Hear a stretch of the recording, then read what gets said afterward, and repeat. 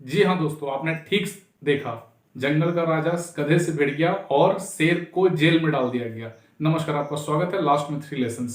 एक बार क्या हुआ, एक जंगल में एक अ, शेर जो जो जंगल का राजा होता है वो गधे से दोस्ती कर बैठा अपने खाली समय में। उसके पास दोस्त नहीं थे तो उसने गधे से दोस्ती कर लिया और दोस्ती करने के साथ वो फिर गधे के साथ घूमने भी लगा, उसके साथ घूमने फिरने लगा।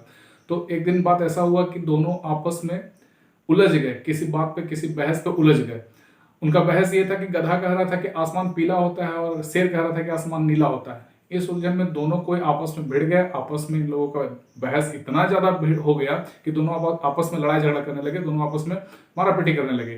तो महाराज के सैनिक उनके पास आए, लोगों को पकड़े और ले गए उन लोगों को महाराजा के पास कि भाई इन लोग आपस में झगड़ रहा है, इन लोग लड़ाई झगड़ा कर रहे हैं, इसको महाराज जी के पास ले चलते हैं। जब महाराज जी के सामने उन लोगों को पेश किया गया तो पूछा गया गधे से बात कि भाई क्या बात है, बताओ क्यों आप लोग आपस में लड़ाई कर रहे थे, क्यों आपस में आप लोग झगड़े कर रहे थे। तो गधा बताया कि महाराज ये जो शेर है ये बोल रहे थे कि आसमान नीला है और हम बोल रहे थे कि आसमान पीला है, इसलिए हम लोगों के बीच में लड़ाई झगड़ा हुआ, हम लोग आपस में लड़ रहे थे, भिड़ रहे थे।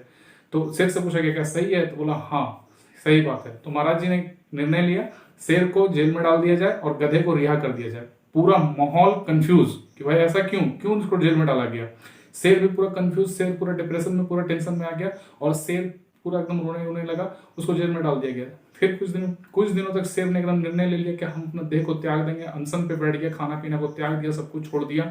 तो इससे क्या हुआ कि पूरे माहौल में ये बात फैल गई कि शेर ने अपना सारा खाना पीना सारा कुछ त्याग दिया है।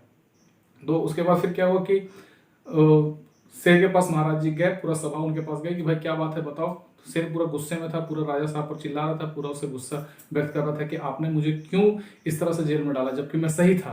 तो उसको बाहर निकाला गया और राजा साहब से ने पूछा कि भाई मैंने सही निर्णय लिया। उसने बहुत उल्टा पुल्टा सुनाया। तो राजा साहब ने उसको एक चमाट मारा और उसको बताया बाहर निकालने के बाद कि तुम जंगल का राजा शेर हो, तुमको क्या बहस लड़ाने के लिए गधा ही मिला था। शेर को अपनी बात समझ में आ गई कि शेर ने क्या गलती की है, नजर झुकाया और वो अपने घर को चला गया। इस कहानी से दोस्तों हमें 3 सीख मिलती है जो इंपॉर्टेंट है। सबसे फर्स्ट कि कुछ भी हो जाए गधे से दोस्ती ना करो। अगर इन केस गधे से दोस्ती हो जाए तो उसके साथ घूमो फिरो नहीं।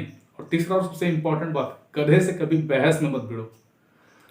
ये 3 बहुत इंपॉर्टेंट सीख है। बाई चांस अगर आप बहस में भिड़ भी जाते हैं तो आप हमेशा उसके हाँ में हाँ मिला दो। अगर आपको पता है कि आप सही हो और वो गलत है तो आप उसके हाँ में हाँ मिला दो कि हाँ ठीक है चलो तुम ही सही बोल रहे हो, जाओ। उससे क्या होगा दोस्तों, आपका टाइम बचेगा, आपका मेंटल स्ट्रेस बचेगा। और तीसरा, आप हमेशा उससे रिश्ता बनाए हुए रखेंगे, क्योंकि अगर गधे को बोल देंगे कि आप गधे हैं, तुम्हारा आसमान नीला होता है, तो आप आपस में भिड़ जाइएगा और भिड़ने के बाद गधों से आपका रिश्ता और आपका कनेक्शन टूट जाएगा।